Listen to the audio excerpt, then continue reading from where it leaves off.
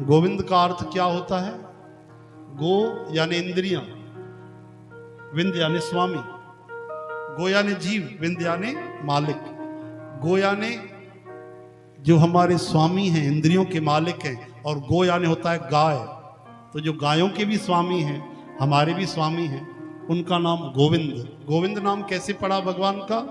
जब भगवान ने गिरिवर धारण किया तो 7 दिन 7 रात के बाद राजा इंद्र का अभिमान टूटा, घबरा गया कि भगवान तो बड़े नाराज होंगे। हस्ती देख भरमते भूला श्री भगवान ने जाना। तो उसने क्या किया? भगवान गायों से बड़ा प्रेम करते हैं, तो कामधेनु गौ को आगे आगे करके पीछे पीछे आए। तो कामधेनु गौ ने उनका दूध से अभिषेक किया और राजा इंद्र ने तब भगवान को नाम दिया कि प्रभु आज से आपने गायों की, ग्वाल बालों की रक्षा की, आप उनके स्वामी बन के आज से हमारा नाम स्वीकार करो, आपका नाम है गोविंद। बोलो गोविंद भगवान की।